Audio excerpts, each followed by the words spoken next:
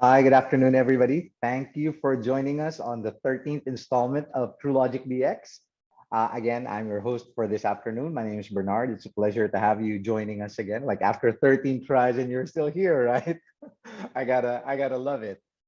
For those of you guys that pay attention, I'm not sure if you guys noticed, but Truelogic has started podcasting. We do our podcast recordings every Monday. It has there's a certain portion, or we decided to include it as part of our marketing toolkit. And it's an ongoing experiment. I think if you're a marketer, it's super important to continuously be experimenting on what strategies work and what strategies don't. There are some impressive stats in terms of podcast growth in the Philippines, which is why we decided to dive into it as a channel. Like take for example, in terms of growth in podcast audiences, the Philippines ranks the sixth. And we are now at about 31 million listeners in the Philippines. So I'm not talking about Truelogic DX. I wish, but 31 million Filipinos that are tuned into to podcasts. Actually, our senior partner, Itamar, my brother, were the ones that actually influenced me into becoming part of the audience for a podcast. Majority of the people that listen to podcasts, by the way, if you're interested, is if you've got a target audience within the range of about 23 to 34, 35 thereabouts, it might be a good channel for you because they seem to be the ones that are, they are the ones that are adopting to it. They are the mainstream podcast audience. And a lot of it, of course, is the pandemic. Although I know Itamar and my brother have been on podcasts like before we ever got locked down. I think my brother thought it was the most productive way to be stuck in traffic. And so we thought if if we're going to talk about on-demand content, if we're going to talk about podcasts, who better to have join us this afternoon than the founder of Podcast Network Asia. So please join me in welcoming Ron. Ron, thank you for joining us today. Thank you so much, Burns. That was an amazing start to this. Thanks. This Yeah, always because makes me sometimes I nervous. catch people by surprise. So I like There to you give go. them a bit of context in terms of why we're talking about it, what we're talking about. But a lot of this is really me, asking questions because we like to bring experts onto the show, right? Like I don't like to think that True Logic knows everything. There are a lot of people, especially in the local scene, that know a lot of stuff. I think RJ Ledesma joined us. That was a really interesting conversation. Yes, a very fast one, I would assume also. Yes, a very fast one. So historically, I thought the only person I hated speaking after was Denise Hack of Mm. Trinity. She also revs at 4,000 5,000 RPMs, and then oh my God, RJ. And then he had me join his podcast, and then we started having this conversation in the office, and then what is it now? I think 2 months now Mhm. we've been consistently putting out new podcasts. The following is great. Yep. But I wanted to ask you personally, for example, podcasting. Is it a pandemic behavior thing? Not necessarily. Was it already becoming a thing before we all got locked down? No, again, it's odd because podcasting has been around for over around 20 years now, right? The very Right, term podcasting actually originates from the word iPod, which is the right. pod, and casting, obviously, in broadcasting, right? And for the longest time, I mean, this has been around, but it became an Apple only thing because again, Right, predominantly the way you consume podcasts is you download it onto your iPod for right. consumption on I demand, mean, it's a podcast, right? right? Um, it's only just a few years back where streaming uh to streaming as a default, because before the only way you can listen to a podcast, you download just like an MP3 file Right, before from the old times, right? right, right. Now it's you can stream it, and it became mainstream with the push, and credits to them, and I always say this, of Spotify, Mhm. because now, Right. especially in this region in Southeast Asia, when Indonesia and the Philippines are very similar. Indonesians and Filipinos, obviously, there's at least combined 163 million Right. podcast listeners in both countries, right? Wow. And we're just 30 M of that, 31. right? That's always 3x Philippines. That's always that's Right. how Indo is. But the one thing that's common is they both love their music. So Right. podcast as another long form content that's available in the streaming service makes it super easy for them to do the transition, Mhm. right? Without having to Right. do. And again, it's not a pandemic thing. Yes, the pandemic is a big boost to it of how everybody's all of a sudden the supply came through, but the first iterations of real movement happened pre-pandemic around 2019. Mhm. Because back then, when Spotify was already doing this, we were talking about 20% of the top 200 podcasts in the Philippines were locally made, but Right. there's already 20%, right? Right. They're few and far The between, and early that's adopters. correct. And that's why we created the company, because we wanted to scale that up. Because it's a Right. shame that there's so much listenership, but only 20% was locally made. Right. So I'm going to jump into that, but let me jump back first into podcasts becoming more mainstream. I remember going to events like Blogapalooza and Blogopolis like years ago, like maybe even almost a decade ago, Mhm. where bloggers were talking about podcasting, but it didn't pick up then. Hmm. Is it all thanks to Spotify? Like, is it all thanks to Spotify making the big difference in terms of popularizing podcasting? Not entirely. There's obviously a lot of factors, but again, Spotify Mhm. is one.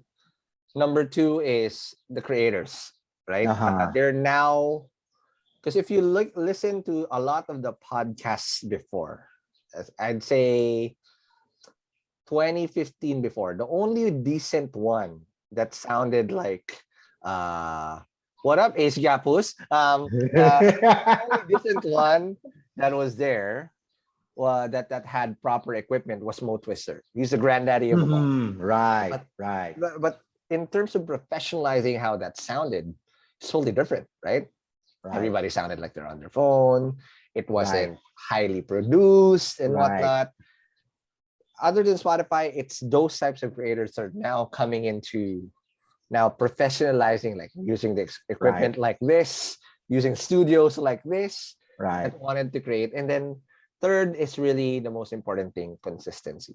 Uh-huh. Unfortunately, a lot of the very early adopters faded out. And I Right, can't I can't blame them, because at that time when they created it, it's a very Apple only thing. right. And it was probably hard to monetize. And even today, I Mm. just re-reviewed the numbers. No, in 2019, we were an 86% Android environment. Now we are an 89% Android environment. It's a very Android country, right? Like 13% on iOS. Now it's down to 11%. There are more iOS users, but there are more people adopting Android versus iOS. And so Correct. I guess that's where Spotify opens it. Why wasn't it the usual suspects that popularized or got into, like, take for example, how many of the creators that you work with are mainstream people? Like You- okay. The radio early people, already Mhm. existing broadcasters. So the first ones that we had to work with, or at least the earlier adapters, are a mix. So they're current radio people or former radio people, Right. and then these are just there are just people that already had prior influence. Prior Uh-huh. influence meaning, like, I'll just run through our first 5 podcasts. I'm a random schmuck. I'm not a radio person nor a thing, but I just love being able to express myself through audio. But Right. our early adopters were comedians. These are already technically have their own clout Right. prior. And then, of course, former radio DJs, the Right. eavesdrop and They're the whatnot. usual suspects, right? Correct. But what's interesting is who followed. What Mm-hmm. It's interesting is now you build the infrastructure for them to create content at scale, which is what we did in PNA. Now it's a whole new world of new content creators that you've Mm-hmm. never seen before. People you've never heard of. These are kids, Gen Z people, blah, blah. And they break new barriers in terms of ranking and whatnot. And now all of a sudden, the next Right. wave that followed were mainstream. The Boy Abundas of the world, the Lizas of Veranas of the world. And Right. then Spotify took notice and said, wow, we're making so much growth here that you're already in a good place when Spotify had to pick some of the best shows and Right. made them Spotify exclusive. Wow. So why podcast network Asia, right? Because you are in the startup scene. Yeah. And there are so many businesses that you could like when you're in the Philippine tech scene, when you're in the Philippine startup scene, there are so many verticals you could get into, right? Like clearly, I fell into the marketing bucket, but why podcasting as PNA's direction as podcast network? Well, I guess it's in the name, but what? But why that? Out of all of the things that you could get into in terms of being a startup. Yes, it's still very much entrenched into my startup DNA, right? Mhm. It's all about solving problems, right? Startups Right. always are made to solve problems that we feel nobody's solving, right? Right. So in PNA, when I started podcasting myself, when I was doing Hustle Share, my first podcast, I did that for a good 6 years, but there are three main problems that I saw. First one, again, there's not enough content creators. 20% of the top 200 were Filipino. Like, man, there's so much consumption, not enough content.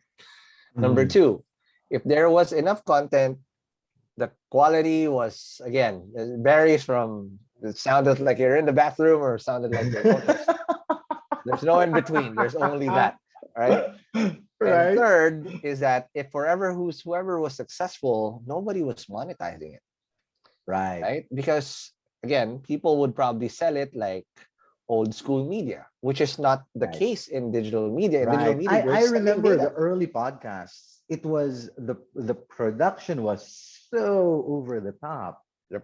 right? Like lightings as if it were a commercial photo shoot Correct. and whatnot. But today that's not the way it's done, right? It's pretty Yep. turnkey. Yep. Exactly. It's DIY and again, plug and play. That's what it is. But So if it's easier to do, Ron, Mhm. what problem then do you guys solve? Like so sure, sparing them from like clearly we don't need Sure. all of the production hype for it anymore. Yeah. But then what problems does that leave Podcast Network Asia to solve then? So it's those three combined. Then you need to Mm-hmm. do an infra play. We are an infra Mm-hmm. play, right? Because again, at the end of the day, you want good quality supply at Okay. scale, Right. right?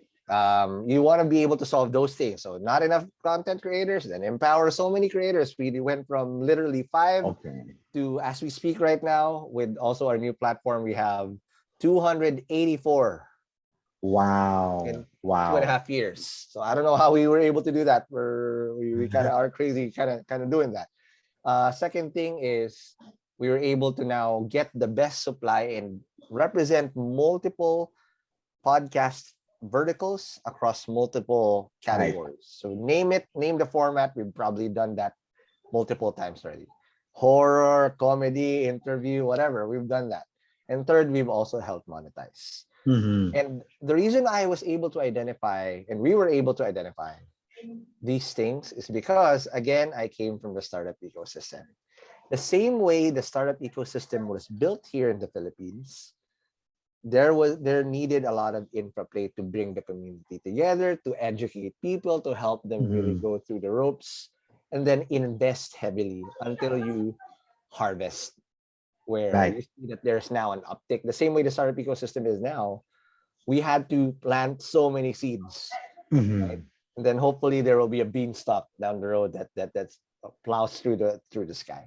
Right. Where do you think podcast producers, content producers, even businesses like us, where do Mhm. you think they stumble? Like, where is their greatest friction in terms of podcast production? Production is actually the easiest part to do. It's easy to Mhm. create a podcast. It's free if you now there are platforms like Anchor, that's Right. there. It's usually storytelling and go-to market strategy. Mhm. Okay. So Right. storytelling in terms of you don't want to be the next person that's exactly the same adulting.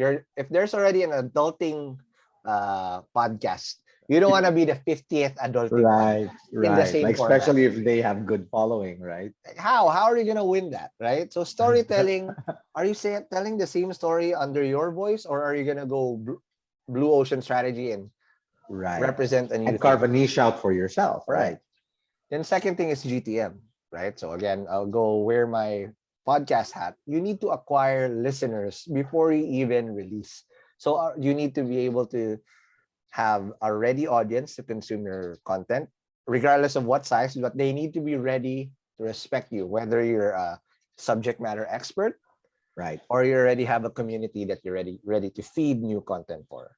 And third, obviously, is consistency. Uh-huh. Again, it looks easy. It's easy to first do probably the first 1-2 months, but eventually you're gonna hit a wall. It Right. becomes a chore. Like, oh my god, I'm 3 years in. There are days like I don't want to record today. There's so much work, but you know what? You have to that's plow through that's it. why I've got an Ella, right? There you If go. she shows up to the office and there's recording equipment, you don't got a choice. You're Yes. gonna sit Speak down, up. we're gonna talk, we're gonna produce. Yes. But going back to the concept of go to market, right? And majority of the audience that we speak to here are brands, their businesses. Yeah. And I'm guessing that the motivation for joining us is finding out, okay, so where does podcasting fit in my go to market strategy? Where does podcasting fit? What is it in my marketing toolbox? Is it Mm, part of my digital? Is it part of my creatives? Like, so where does it fall? So I guess let's start from there. mhm. Where How do businesses utilize podcasting for their specific brands? It yeah. It depends on how urgent and what's the Mhm. narrative. Okay, so there's usually 2 or 3 routes that I see that I okay. So it's either you go wide or you go deep Uh-huh. or somewhere in between. That's the third. All right. Or a mixture of both. You go wide meaning, okay, I want to get this message out on demand to across these communities because the way you utilize podcasts is the same way you advertise in Facebook, YouTube. Right. You zero in on who's the audience. Right. In terms of the audience, you then match it with the right content creators that speak to that audience constantly. If you're looking for the quick, wide reach, you go advertising.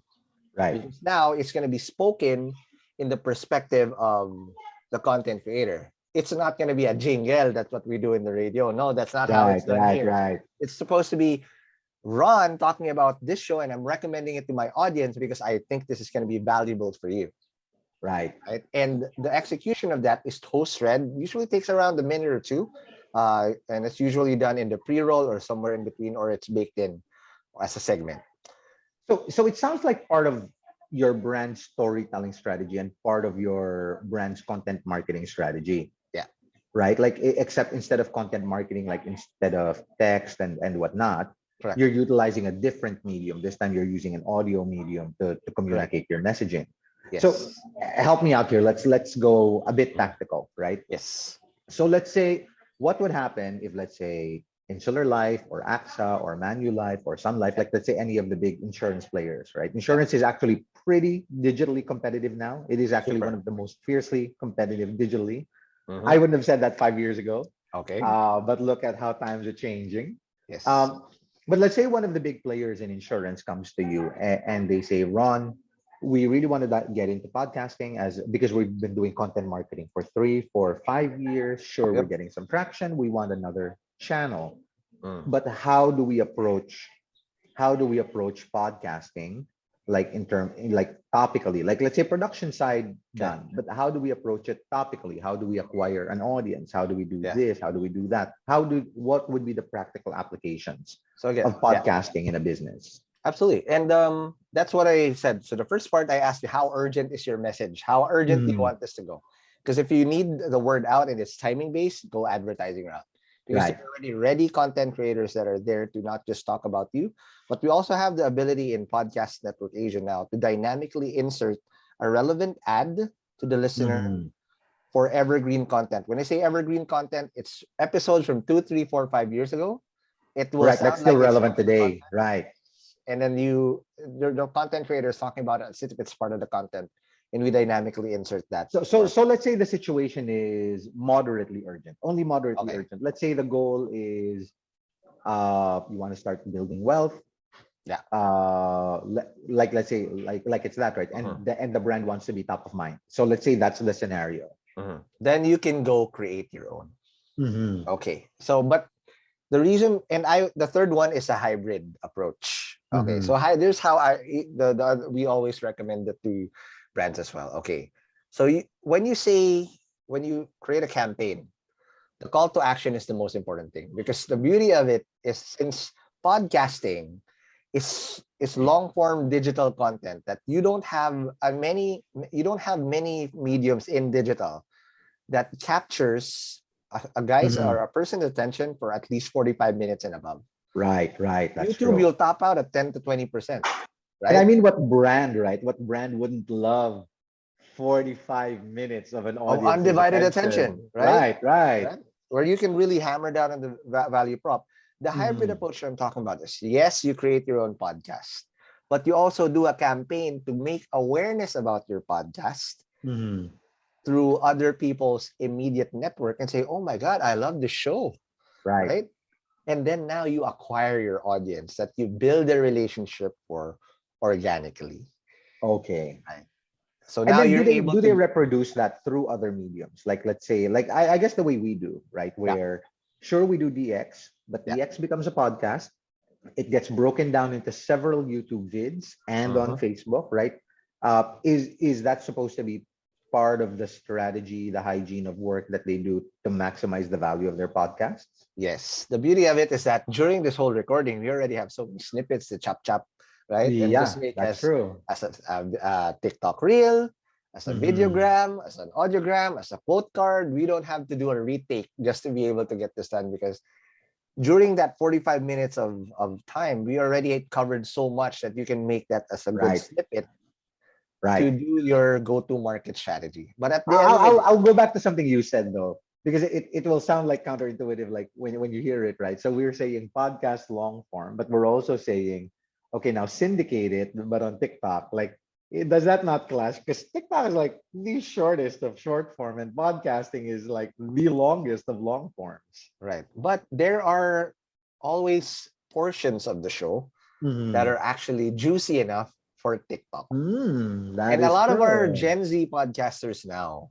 double dip, right? Right. They like, whatever the most controversial or whatever clickbaity stuff that you Oh said my during the God. show, then put it as a TikTok reel, right? Right, That's it. right. That's good enough. Because at the end of the day, what do people do in TikTok? It's all first person point of view anyway. It's either they're duetting or they're Right. dancing. It's the same thing. You just gotta change the aspect ratio to a vertical Right. video, then you got something already. Is there a noteworthy brand that utilizes podcasting yet? Like today, is there a noteworthy brand that already utilizes it as a channel?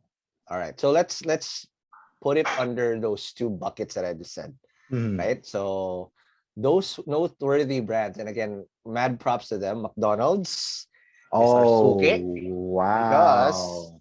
and McDonald's isn't typically the first brand that usually No, jumps I would have in. never guessed. I would have never Dude, guessed. McDo has I done, would not have been surprised if you said Colgate Palmolive or Unilever or dude, it was P&G, McDo, right? right? But wow. Okay. Okay. So But that makes McDo, sense, right? Because right? they love cultural assimilation, do they not? Yes, and they've Okay. done multiple campaigns where you're now tapping into a ready community, and the podcaster. The call to action is simple: go to a drive-through, get their breakfast thing, the breakfast, Wow. and now they give freedom to the podcaster. Hey, I need you guys to convince your listeners to blah. And now people flock through, created traffic in a drive-through space, and say, "Hey, Right, I'm here right, because of this campaign." Oh my goodness, it was good, and it's so good that they kept repeating. And if McDo sees wow. value in it, that's the magic of podcasting, because you're now able to create FOMO. You're able to Right, boodle. You're able to really see the value right. proposition And very well. and so I mean, and in a listening setting, right? I think like take for example, I don't recreationally listen to unless maybe I'm going for a long walk. Yeah. I typically don't recreationally listen to a podcast. I'm normally doing it while either I'm on work mode or I do it while I'm on the drive, Yes. right? So I'm not in my bedroom, and so I am in a more commercially viable state. And I think that's why the McDonald's one works, right? Right. They'll listen to their favorite podcast. They'll hear about McDonald's breakfast. It's incidentally breakfast while you're driving on your way Correct. to work. Yeah. Okay, no, that's brilliant. Yes. Aside from McDonald's utilizing it that way, are there other brands that are utilizing podcasting Mhm. in a really good way? Now let's talk about the brand, the branded. We call it branded podcasts technically. Uh-huh. So it's your own show, tell Right. your own narrative, whatever goes is great. One of the longest active one, and it's been consistently one of the top, and they have a cult following as well, is First Metro Sec of Metrobank. So they Oh, have this oh, podcast called Philippine Stock Market Weekly. oh, wow. So of Oh, course we talk about the best wow. stocks, who's dropping, who's well, Right. Now especially I those, can get into that, right? right? Because now you're on the go, like, oh my god, what were my stocks? Are they going down? Are they going up? What should I buy? Right, And now right, it's short. It's not really that long form, 15, 30-minute stops. But now you're able to deliver these messages right. quickly. Because you publish that, and a user will give you 1 to 3 minute stops if you write Yes. about it and publish it. If you content market it on your website, right? Yes. Okay, wow. That is super interesting. And that show is almost 3 years old now. And they've been consistent, Wow. being one of the top marketing, I mean, business podcasts out there. Mhm. So how did those conversations get started, right? Like how does a McDonald's Mhm. start to think about, okay, you know what podcasting is for us? Or how does a Metro Bank uh how does a Metro Bank sit down where the idea is, you know what, we haven't Mhm. tried podcasting. Mhm. How, So how does that begin? we, in our team in PNA, we have podcast consultants that Hmm. we say. Again, it's not a one size fits all. Right. And if someone is gonna tell you, hey, buy ads, that means they don't really care about the narrative you're trying to say. Because at the end of the day, it depends on what you're trying to achieve. Is it Right. in an awareness campaign? Is it a download or call to action campaign? Or you're trying to do conversions? Because Hmm. podcasts have also been proven to do conversions. We've done that for Lazada, where in I think 11 we made them 1 million sales combined. I was Wow. like, wow, Wow. we're able to do that. So the way we do that is we talk to our team in PNA, and we've created two platforms already. Podmetrics is Hmm. basically how you advertise in podcasts. So you can now cherry pick the right show that you want to collaborate with. And Pod Machine is our platform, podmachine.com, is where Hmm. you sign up for to create a podcast for cheap, right? So you can, if you want to create Okay. a show, okay, you basically productize everything that we do in PNA. So if you want to just create a show and automate, nobody likes editing their own voice anyway. And Right, all that, right, right. I hate it. I hate it. yeah. This is why I got a marketing team. Pod Like, you Machine guys is take care of it. I'm not gonna listen to myself. absolutely, there you go. Okay. So one of the things that I will ask is, so let's say a brand, like, is it more for mass market appeal or is it more for community building? Like, Yeah. which one would it appeal to more? Like, take for example, with some insurance companies, I'm seeing that they're largely becoming successful by community building, right? Like, Yes. not a strategy I would have imagined, let's say 7 years ago. I could have Mhm. seen it happening 5 years ago, but not a strategy I would have imagined 7 years ago. But it seems like, people that invest in insurance or have insurance talk to people that they think might benefit from it. Like, essentially, your community, the community you build, is your walking talking billboard, right? Yeah. Is the strategy more for community building and letting your community amplify your message, or is it more you spreading a widespread message mass market?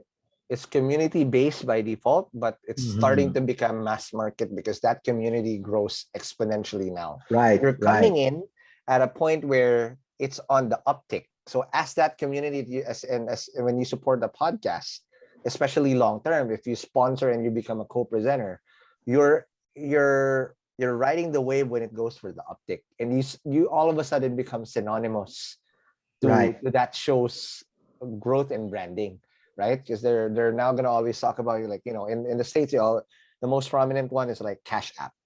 Oh, you know Right. what? We love Cash App. Shout out to Cash. So whenever a show becomes all of a sudden viral, or again becomes a beanstalk of a show, Cash App plus you, but you're only paying for the price now, right? Hmm. On the uptake, that's bonus na technically. Hmm. So what if a brand says, oh, all well and good, but what if I haven't even started building out my community? Right. Should I work on building out a community first and then create content, or should I create content first and then build out the community as I go?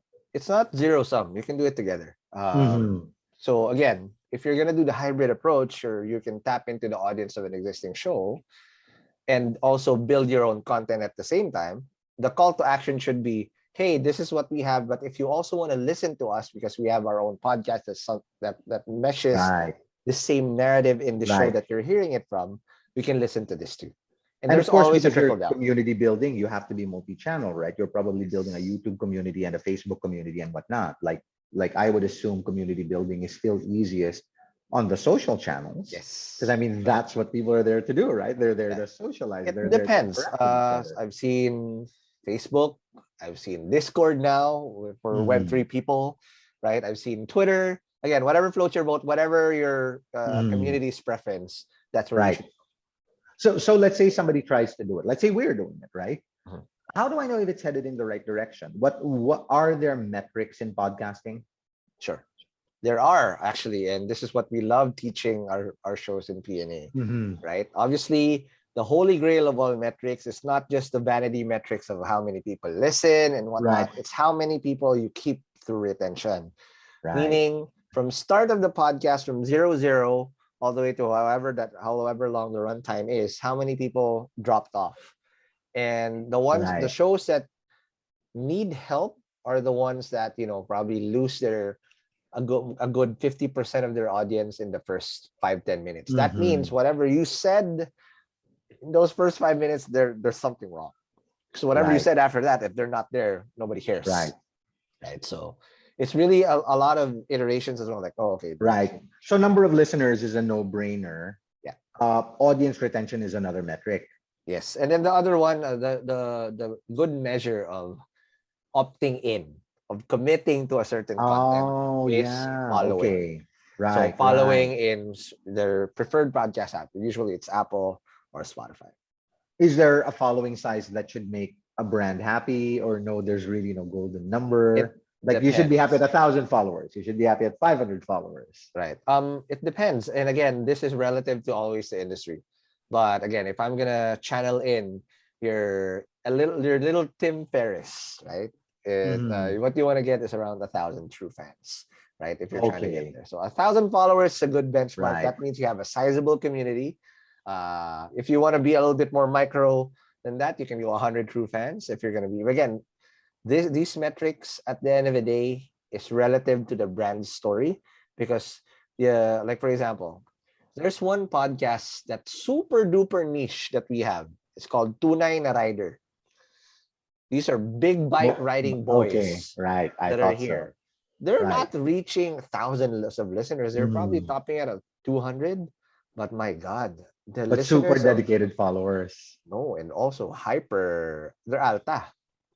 Oh Okay, so when wow. we, Yeah. yes, Eva Rasul Bernardo, shout out to them. That when the advertisers saw the profile who's listening, these are people that can afford an Right. Whatever you Ogawa gotta throw at them. seat Right. back, or when they did the affiliate marketing campaign to Lazada, the people that bought stuff from there started buying Dyson vacuums, Right. 50K a pop. I'm like, what? Right. Right. Right. It's crazy. But again, it's hyper niche, but the type of quality of the Right. That's nurturing here true. That's is true. So one of the things that is starting to emerge in digital marketing is we're seeing, so maybe 3 years ago, even 4 years ago, or but yeah, maybe even as late as 3 years ago, the big brands were not very mainstream. Like digital probably was not even, like it was on and off, like, or it's hit or miss whether they would have a digital budget as part of their financial statement, right? And today it's bread and butter. Like it's always there now. It always has an allocation. It's just a question of which vendor that budget goes to. yep, But it is now a thing where big players can muscle out small players in the market by just brute forcing their marketing with sheer budgeting power. yes. Can that happen in podcasting, or Not can that yet. not It's necessarily happen in wide podcasting? open blue ocean right now. Wow, wow. So if you're listening to this and you have a little bit, if you really want to get and here's some creators in other more mature mediums, Mhm. just want that dollar bill, Right, right? right, Podcasters now are just over eager to actually promote your brand because they're just going direct to them. right. So you're really getting a lot of value in return in terms of But Ron, one of the things that I know from influencers on Facebook is that there seems to be this market expectation of authenticity. Like people don't seem to like consuming content, an influencer's content on Facebook, where it is either endorsed, paid for, whatever by yeah, a brand coming from an influencer. But what you're yes, saying sort of is like the flip of that, because I guess it's the brand that's producing it, right? correct. But you're not finding that similar aversion No. coming from podcast listeners compared to this authenticity need in Facebook. Okay, because obviously I'm biased, so take this with a grain of salt, right? Right. I Podcast got a big block of it here. okay, there you go. There you go. Nice chip of it. All right.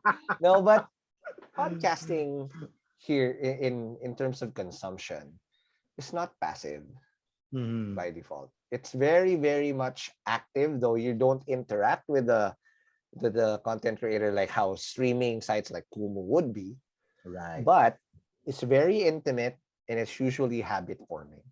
Right. That when you are engaged with a content creator, there's a high likelihood that you're gonna do either two things. You're gonna subscribe and you're gonna find pockets of time in your weekly routine to listen to that content, or you're gonna binge back and do it like a Netflix uh, back catalog binge, right? If Right. you're driven. Right. Now, the reason and the big catalyst here is trust, Mhm. right? People trust these podcast creators because the way people also consume podcasts, and this is a number that's not really thrown out there, only the real ones know this. 92% of podcast consumption is done alone.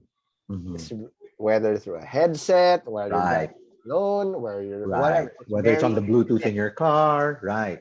So it's just really that one-to-one interaction with the Mhm. podcaster and you. So you're really able to then gather the trust and get the message across very Right. well. And again, the best ads, and this is where we come in a little bit. Is the last thing you want to do in P&A is make it sound like it is an ad, Mhm. right? Because those when you start doing that, then yes, it will Right. not Nobody's be gonna listen to a 20 skip minute all of a infomercial, sudden. right? Right. Right. Correct. So you want to embed it like it's part of the content itself. Right. We're coming up to like 15 minutes to the top of the hour, which means I ought to switch to questions, but I'm sort of not done. So I'll ask Sure. my last few ones before I open the floor to questions coming from participants. But first question for me is best practices. Like, what would be the top two, top three best practices that people ought to keep in mind if and when they podcast? Absolutely. It's garbage in, garbage out. So you have to invest in a good mic, right? The Mhm. same way I'm talking to you with you with a Right, decent mic. This is right. not expensive. It's an Audio Technica USB XLR. I'm not being paid by Audio Technica, but this is the best one in the market, right? That means you can plug it into your computer, and if you do have a soundboard, you can use an XLR mixer to do Uh-huh. that. It's the same thing that you're going to invest in because regardless of what you say, if you just sound like you're a piece of tin can, nobody will you won't retain Right, anybody. All right. right. Number two, practice. Practice Okay. talking because at the end of the day, everybody thinks that they are a great talker until Right, they start right, recording and getting feedback like, hey, did I just right. go a million miles and you never understood anything? Or I think, or I think maybe even on the flip side, Yeah. like practice. I think there are people that ought to be podcasting but don't Yes. realize that they would sound terrific at it. Correct. But again, Okay. feedback and practice. That's important. And third, more than anything, is don't for it. It's always iterate because it's rare that Hmm. your very first version of your show would be the final one. Don't quit. Right, So iterate, persist, adjust until you find the formula that works. This is a right. long game. This is a marathon. Don't expect. It's very rare that somebody becomes a hit right away. And usually those Okay. ones that becomes a hit already has prior clout. That's why Right. they were a chart topper by default. So But so if talking about hits though, talking yes, about hits. So let's say somebody wants to get into podcasting.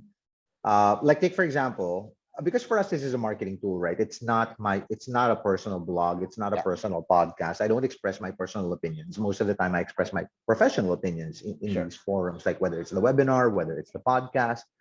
But I think one of the things that people think about when it comes to driving a lot of, like, I think rage drives traffic, right? Like, and Yes. so controversial topics as a means of putting steroids onto your following, or upping the interaction, or upping the number of listeners.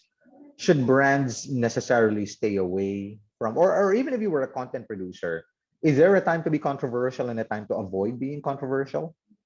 That's a very subjective question, and I believe that there's no right or wrong answer into that. Mhm. But I'll just speak in terms of how we handle our creators in PNA, in Mhm. Podcast Network Asia. We always say that this is your IP. So whatever you say here, you are socially responsible for what you say and whatnot. But we also Right. do filter out, and we want to make sure that, let's just say, especially post production, before we even go publish and say, hey, podcast X or whatever, you said something that you might get canceled here for, or you might get in legal trouble here for. Right. Do you want to pull the trigger, right? Right. And that's where I guess the moral compass of a podcaster will come in, and as a brand, that's Right. also something that you want to have to weigh. Right. There's Right. consequences for every. Right. If you wouldn't publish it on your website, right? Like, why would you put it on your podcast? I guess that's a good, easy, common sense way to gauge whether something is too controversial or not. Exactly. And the beauty about podcasting is, since it's on demand and there's post prod involved, you have a Mhm. fail safe option to omit those things that you shouldn't have said. It's not live, right? So Right. like, Oh, oh, right. Right. I was That's like, oh my brilliant. god, if I just stressed out Yeah, whatever, like that completely like slipped my mind. Right. I was like, You're right. okay, I Okay. can cut that piece out, and like I never said it, right? Mhm. Yeah. Okay. For so last two questions for me. One is, for a brand, every marketing activity is an investment, right? Like, Yes. they don't, like, I don't run Truelogic and I'm passionate about podcasting. So Yes. Ella, let's go podcasting, right? Like, that's not the thing. Yeah. For us, it's the golden metric would be, do we get referrals? What is the cost of an acquisition coming from this channel, right? So Yeah. for our metric, it is the cost of an acquisition. I think for Lazada, it would be the cost of the number of sales generated Mhm. versus the number of either impressions, listeners that were driven. Yes. For traditional advertisers, it's cost per mil, right? So Yes. Yeah. if in trad it's cost per mil, if in digital it's cost per acquisition, is there a golden metric to look out for in podcasting that tells you, okay, I'm getting my ROI here. Like, I'm getting a return on investment. I'm getting a good return. It's a great activity to continue doing. Mhm. What tends to be the critical decision making criteria for deciding to continue or stop? It depends again, what the objective is. If you're trying to build an audience for your Mhm. own, Right, then that would be a long game, and that would be audience building per se. So right, just to right. also temper the right expectation for the uh, brands that are listening or watching at the moment. The median podcast downloads, or the 50th percentile, is only around 200 downloads per episode, right? Mhm. You're only probably in the top 5% of shows already if your podcast gets 1,000 downloads per, right? Right. And that's good enough for you to be in the charts in the Philippines already, actually. Wow. Yeah. And so again, if you're Wow. like, oh, 1,000, but what is 1,000 if I do that on YouTube? You're talking about a Mhm. thousand people that are directly glued, That that are you can right. Highly influence, that are giving engaged. you 20 45 minutes of minutes. their time Right. every freaking week, Right. versus you're just another thing that takes up somebody's whatever attention, then they will never stick. Right. Now, the other thing that you also have to take into consideration is that, okay, CPM and CPA is something that also does happens in podcasting. So if you want to do Mhm. cost per acquisition, you can do affiliate marketing campaigns. Some podcasters, especially the smaller ones, Right. are going that. If you're going to go CPM, again, if it's a shorter campaign, yeah, that's a good way to do it, because you can tap into the back catalog of the whole podcast. Say, for example, I'll just use my podcast Hustle Share. I have 300 episodes that are averaging around 500 listens per. If you tap into that, then you can tap the whole catalog on doing that. Or Mhm. here's the one thing that I see that really, that I see really converts. It's sponsoring the right content creator that's a fit Right. for your for your brand, and ride that wave on the way going up. Right? Right. Because I've seen there, in terms of shows, the average pace of audience growth that I see so far, and this is just within our network, is 15 to 20% month on month. Wow. Wow. And it's not stopping. It's not plateauing Right. either. Wow, that's pretty good. Like that Yes. is, well, I guess because it is actually pretty young, even at an impressive 31 million. Uh, let's face it, that would put Indonesia's population, like 50% of its population, Yes. actively listening to podcasts versus Yep. a little less than 30% on ours, right? Yes. So yeah, you're right. There is a lot of room to grow. Uh, I have to execute some discipline and stop my questions, although I got a couple more, but I do want to give airtime to the questions that we have coming from the people that are participating. Sure. Oh, so question number one. Do you think or anticipate that podcasts will face censorship or regulation in the Philippines? What do you think? It depends on the government that you're going to vote in the Mhm. next weeks, right? But at the end of the day, people can always say there's always censorship and whatnot. But the same way, nobody's ever really able to censor YouTube. You can Right, demonetize people, but for penalizing for them for cussing, but digital is going to be very hard. right, right. Do I this. think I got asked this question, but in a different context.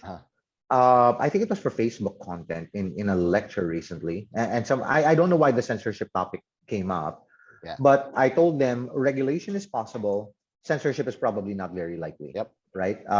Because I think to be fair, and I think Podcast Network Asia probably has this too. Right, a podcast is most of the time an opinion piece or it's an infotainment It piece, right? is. I don't think PNA claims to be an arbiter of truth in the same way that Twitter, Google, and Facebook claim that we are not arbiters of truth, right? We Yes. are a free speech platform, Correct. right? So, and I think that's going to be hard to censor Yes. uh, if you're a free speech platform, but regulation, yes. To find out how likely regulation here is going to be, I would say we got to look to our neighbors, right? Like the EU has some active regulation on Correct. internet usage. In Australia, Google can no longer publish monetized content by publishers, Exactly. right? So they can no longer feature snippets of content or go directly to a page that's got a paywall. Yes. So there's that. Uh-huh. In the US, there's regulation now, more regulation about privacy. Mhm. So, but I think regulation, likely censorship, probably not even on the horizon yet. I mean, anything is possible, right? Right. And at the end of the day, it's a creator economy that continues to grow. How are you going Mhm. to, unless you're really going to eradicate Spotify from being here, then we're Right, talking right. about, And they're you not have nearly a controversial platform. Spotify is not like the most controversial Spotify Joe is Rogan. ever going to be is Joe Rogan, right? Yes. Mhm. So, But they okay. also try to distance himself in, because that, again, is an opinion piece. Whatever he says, not Right, whatever Spotify says. right. So the next question is, so things are opening up. Mhm. I actually clearly never came back to the office, but people have started to come back to the office. Some semblance of normalcy is coming back. Yeah. Is it too late for businesses to go into podcasting, given that we're not everybody's going to be locked in their houses anymore? Wow. Like, did they miss the wave by not doing it during the The lockdowns? wave is just forming. Right, It's just a little bump that you're coming in. We're just seeing, in terms of context, where Indonesia, as we speak, is the third or fourth biggest podcast country in the world. So Mhm. I'll just give you the big numbers. There's around 4 million podcasts in the world. All right. The ones that are active is hovering around 800K, more or less 900K, that actively Produce um, content and produce content whatnot. on a month. That's the world. Right. Okay. Um, 1.7 million of all these podcasts, and though not of them, a lot of them are not active, are in the US. In the Philippines, we're Right. not even in the top 10 yet. Right. So there is no wave. You're if you jump now, you're gonna be part of the wave, right? Right. Or you're Because still in the early adoption curve. super, but it's no longer too early to the point that you're probably gonna get fired after that.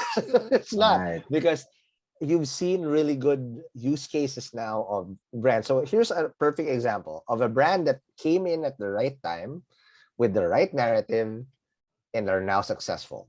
There's Mhm. this new podcast that we're also helping co-produce. It's called An Open Mind by Liza Soberano. And it Mhm. is a branded podcast by this app called Mind You. Oh, I am familiar with that. Mind You is again this mental health Yeah, I app. love those That, guys. Right. correct. That helps you. The narrative is that you're going to talk about mental health, but Right. And they subliminally, make it more accessible for what is the they call make to it more action? accessible for everybody. I think the goal is like if you go to a shrink in the Philippines, it's like 1,500 pesos. I think they're making it significantly more accessible and significantly cheaper Yes. for their consumer brands. I also think they partner with some of the better known brands Yes. that implemented mental health programs for their employees. Correct. God knows during the lockdowns, majority of us Yes. needed it. That's a Okay. branded podcast right there. People Yeah, don't that's know it, amazing. and That's it's the top podcast in the amazing. Philippines. Really? Yep. Oh, okay. So that for me, super helpful information. Uh, just a few more straggler questions, and then Sure. we'll wrap up. The first one is if we decide to get into podcasting, what are the opportunities for collaboration with other creators? So that's where we come to the game.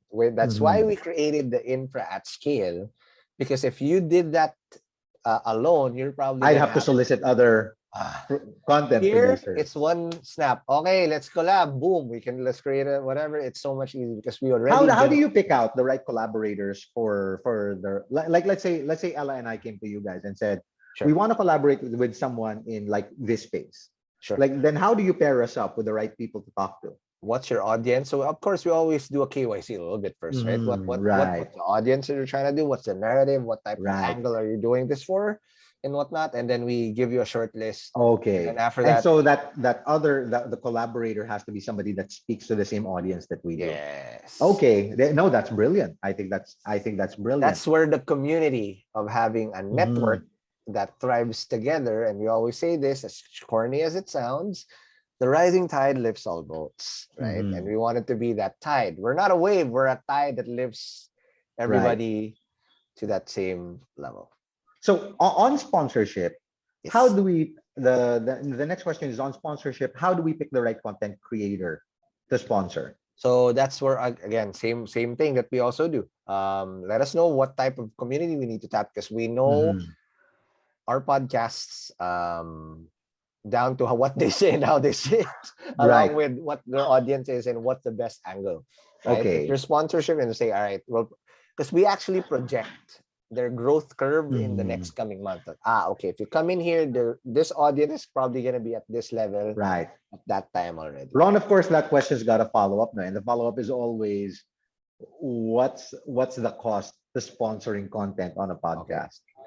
I haven't seen a 7-digit cost yet. So it's Mhm. still cheap. The ones that I've seen are still within the 6-digit budget range. Mhm. 7 digits, you'll burn that very quickly in other platforms, right? Right. Right. Like And what traditional you're gonna get? three advertising. seconds of a quick Right. video. Here, you're getting the whole read through for a long. Mhm. Specifically, I recommend at least a 3 month sponsorship, because then you create that relationship with the audience, Right. right? Okay. And so the mileage of your 6-digit budget is somewhere around 3 months. More or less, yes. Okay. Okay. That's all in Uh, now. If you're gonna go, like for example, a Spotify exclusive that hovers around 10,000 downloads, a six right. digit budget, probably if you really want to be aggressive, you have multiple, then that would be a 7-digit budget, and you have that thing locked in. Right. Right. So Ron, last question. Are there trends to watch out for in terms of podcasting in the Philippines? Are there things that you anticipate on the horizon in terms of podcasting? Yeah. It's funny because I just had a meeting with Spotify last night. Uh-huh. And we share the same vision that we're just literally seeing just the tip of the iceberg. There's Mm-hmm. so much more. So podcasting is always about community building. And one thing we Right. really missed doing, because we started doing this prior to the pandemic, was doing live podcast events. Okay. Imagine creating FOMO, saying, hey, we're going to do a live podcast in a theater somewhere. that now you're a podcaster that you want to support as a brand, for example, you're part of that. Now you have on ground activation type of stuff, Mhm. and you record that, and you just repurpose all of that and do that as a habit. Uh-huh. That's on the ground creators, and then so much more creators that are gonna come, and Mhm. they're getting younger. These are, you're talking about Gen Z, because all Yeah. of us millennials are getting becoming titos and titas na. Gen Z, right? Oh my God, I was a Tito 20 years Oh ago. my My God! So we're in Lord. the same boat. Titohood is life right there. But Right. it's getting, there's so much more communities that you can back, and you can Uh-huh. create your own already. You are no longer at a point where you are the guinea pig. Right. It's I've now got a time dumb to, cliche question. I've got yes, a go dumb ahead. cliche question. Is podcasting killing the radio stars? Uh it's not killing it the same way YouTube didn't really kill TV, Right, right, right? right. But the upside is obviously in the podcasting space. Right. Why? Because it is on demand, right? Like On I demand. remember I could only listen to Morning Rush while it was on, right? Nobody's recording that. And Exactly. if I want to listen to Morning Rush, if I want to rush to my office at 11 and they were podcasted, I could listen to the Morning Rush whenever I want. Yes. And you're not buying airtime. Mhm. You're buying CPM here. You're buying Right. CPA. That the flexibility of radio does not have, unfortunately. Right, right. Okay. And that just about wraps us up. I did want you to sort of plug in, like if there are people that are exploring podcasting as a marketing channel for them, if Sure. there are people if there are content creators that I guess want pro tips or want to be part of a network of Sure. podcasters, how do they reach out to you guys and PNA? That's very simple. And again, thanks very much for the opportunity. It's going to be a quick plug. Don't worry, I'm not going to make this a podcast technically, but it's very simple. If you guys want to collaborate with existing podcasters, for context, Mhm. 21% of the top 200 podcasts in the Philippines is co-produced by us.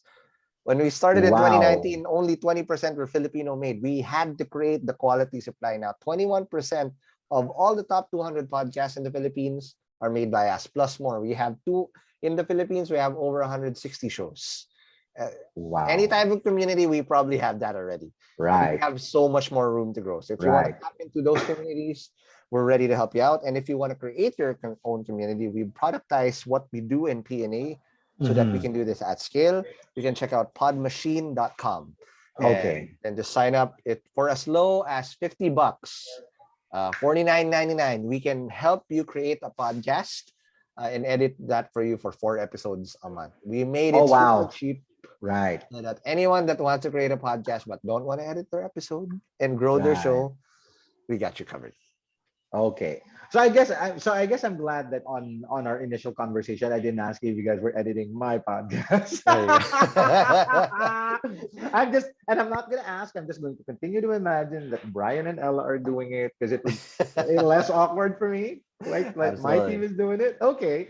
Yep. And that's it for us. We're out of time. I wish we had more.